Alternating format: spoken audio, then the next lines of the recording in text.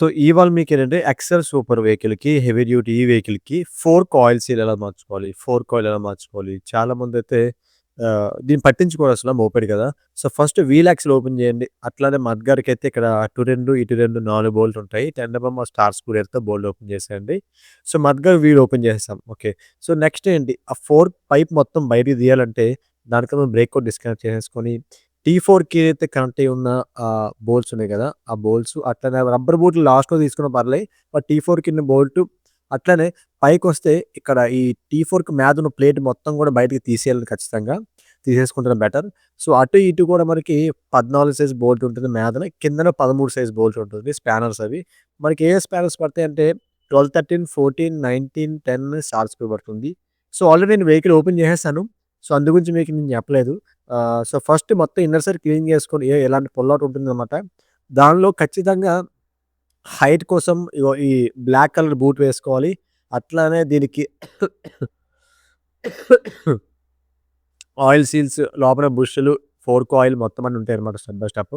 స్ప్రింగులు కూడా నేను మార్చేస్తున్నా. కొద్దిగా కుషన్ లేకపోతే ఒక స్ప్రింగ్ అయితే విరిగిపోయింది. సో, ఫస్ట్ ఇగో ఇలా బూట్ అయితే లోపల పెట్టేసుకొని ఆ ఫోర్క్ పైప్ లోపలికి ఇదైతే థ్రెడ్డింగ్ అయితే బిగిన్ చేసుకోండి. ఎట్లా థ్రెడ్డింగ్ బిగిన్ చేసుకోండి. ఆ రబ్బరు బూట్ ఎందుకు బెయ్యాలి భయ్యా అంటే, మనం ఏదైనా గొతుకులో పడినప్పుడు సడెన్‌గా ఒక పెద్ద గొతుకులో పడితే, అప్పుడు ఆయిల్ సీల్ పోకుండా ఉండాలంటే ఈ బూట్ ఉంటే కొద్దిగా మనకి హైట్ వస్తుంది. అండ్ ఆ బూట్ అనేది కాపాడుతుంది. లేదంటే కిందకి తగిలినప్పుడు ఇరిగిపోయే ఛాన్సెస్ ఎక్కువుంటాయన్నమాట.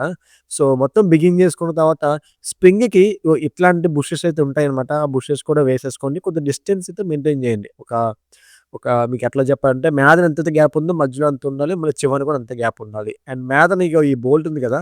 ఆ బోల్ట్ కూడా బిగిన్ చేసుకోండి. బిగిన్ చేసుకొని దాని లోపలైతే స్ప్రింగ్‌కైతే ఆహ్, రాడ్‌కి స్ప్రింగ్‌నైతే ఫిక్స్ చేసుకోండి. ఎట్లా ఫిక్స్ చేసుకోవాలి మామూలు థ్రెడ్డింగే ఉంటుంది. నార్మల్ థ్రెడ్డింగే. జస్ట్ అలా స్ప్రింగ్‌ని ఫుల్‌గా తిప్పేయండి. ఎక్కడైతే మనకు ఆగిపోతుందో అక్కడ మనకి ఫుల్ టైట్ అయిపోయినట్టు. సో, ఇప్పుడు ఏంటి ఆయిల్ సీల్ వేయాలి బ్రో. ఆయిల్ సీల్ ఎట్లా వేయాలంటే సింపుల్ అండి. ఏం కాదు. చాలా సింపుల్‌గా ఉంటుంది. అనుకున్నంత కష్టమైతే ఏం కాదు. సో, ఫోర్క్ పైప్ అయితే దీనిది బానే ఉంది. అంటే పోలేదు. సో, ఆ పైపే వేస్తున్నా. బట్ స్ప్రింగ్‌లు గట్రా పోయినాయన్నమాట. అండ్ దీనికి బుషెస్ కూడా వస్తాయి. And each and every item కూడా మనం జెన్యూన్ ఐటెమ్ అయితే వాడుతున్నాము. సో, అందులో బుషెస్ చూసారు కదా! పాత బుషెస్ అవి. సో, కొత్త బుషెస్ అయితే ఇవన్నమాట. సో, కొత్త బుషెస్ వేసేసి పాత బుషెస్ అయితే వదిలేస్తున్నా. సో, ఫోర్క్ పైప్‌కి మనకి చివరన హోల్ ఉంది కదా! ఆ హోల్‌లో ఆ 2 బుష్‌లయితే ఫిక్స్ చేయాలి. ఆ బుష్‌లు ఫిక్స్ చేసే ముందు మనం ఆయిల్ సీల్ అనేది స్టెమ్‌కైతే ఫిక్స్ చేసుకోవాలి భయ్యా. స్టెమ్‌కైతే ఆయిల్ సీల్ ఫిక్స్ చేసుకోవాలి. బట్ ఆ బుష్‌కి ఖచ్చితంగా ఇన్‌సైడ్ అయితే గ్రీస్ పెట్టండి. ఎందుకంటే మనకి ఎక్కించేటప్పుడు అది ఊడిపోతా ఉంటది బుష్. అలా ఊరకుండా ఉండడం కోసం అట్లనే ఫ్రీ మూవ్‌మెంట్ కోసం ఎక్కేటప్పుడు ఓకేనా. అందుకే గ్రీస్ పెట్టాలి. అలాగని ఎక్కువ పెట్టమాకండి. గ్రీస్ ఆయిల్ మిక్స్ అయితే కొద్దిగా బాగోదు. ఫోర్క్ ఆయిల్ ఓకేనా. బాగోదు. సో ఈ బుష్ అనేది ఫస్ట్ అయితే పెట్టేసుకోమాకండి. నేను బై మిస్టేక్ ఫస్ట్ పెట్టేసాను. అట్లా గాదు. సో, ఫస్ట్ ఏంటంటే మీరు ఆయిల్ సీల్ అనేది స్టెమ్‌కే పెట్టేసుకోండి. ఆయిల్ సీల్ పెట్టుకోండి. ఆయిల్ సీల్ తర్వాత మనకి రోలర్ బుష్ ఉంటుందనమాట. ఆ రోలర్ బుష్ కూడా స్టెమ్‌కి పెట్టుకోండి. స్టెమ్‌కి పెట్టుకున్న తర్వాత ఏదైతే ఈ బుష్ ఉంది గదా! ఈ ప్లాస్టిక్ బుష్‌లు 2 బుష్‌లు కూడా జాయింట్ బుష్‌లు స్టెమ్‌కైతే పెట్టుకొని అప్పుడైతే ఇగో ఈ విధంగా అయితే లోపలికైతే ప్లగ్ ఇన్ జేసేసుకోండి.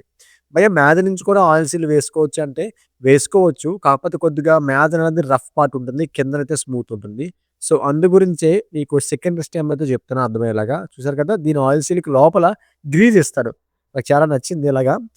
హీరో హోండాకి గాని, బజాజ్ కానీ, టీవీఎస్ కానీ, అపాచీ, కేటీఎం దేనికి ఇవ్వదు అలాగా. సో, చూసారు కదా!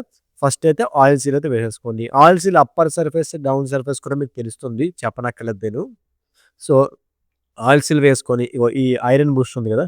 ఐరన్ బుష్ వేసుకొని, ఇప్పుడు ఈ ప్లాస్టిక్ ఏదైతే బుషెస్ ఉన్నాయి గదా! వాటికి గ్రీజ్ అప్లై చేసుకొని, ఆ హోల్‌లో అయితే కరెక్ట్‌గా ఫిక్స్ చేసుకొని, ఫోర్క్ పైప్‌లోకైతే ఫిక్స్ చేసుకోండి. అన్న ఈ ఎక్సెల్ సూపర్‌కి ఆహ్, ఆయిల్ ఎంత వేసుకోవాలి? అది కూడా చెప్తా ఈ వీడియోలోనే. అట్లానే ఈ ఎక్సెల్ సూపర్ కాదండి. చాలా వరకు వెహికల్స్ మన fork oils replacement, fork oil replacement అంటే hard, smooth, medium off roading అన్ని రకాలుగా ఆయిల్ అయితే మెజర్‌మెంట్స్ అయితే మనం చేయడం జరిగింది అన్ని వెహికల్స్‌కి. అవన్నీ కూడా మన ఛానల్ ప్లే లిస్ట్‌లో ఉంది చెక్ చేసేయండి. అట్లనే మన ఛానల్ గనుక సబ్స్క్రైబ్ చేసుకోకపోతే ఖచ్చితంగా సబ్స్క్రైబ్ అయితే చేసుకోండి. ఓకేనా? సో, ఈ రకంగా పెట్టేసుకొని స్ప్రింగ్ లోపలికైతే జాగ్రత్తగా పెట్టి ప్లగ్ ఇన్ చేసేసుకొని ఆయిల్ సీల్ అయితే ఫిక్స్ చేయండి. భయ్యా మీకు ఎప్పటి నుంచి చెప్తున్నాను ఏంటంటే ఆయిల్ సీల్ ఫిక్స్ చేసినామంటే 3 వేస్ ఉంటాయి.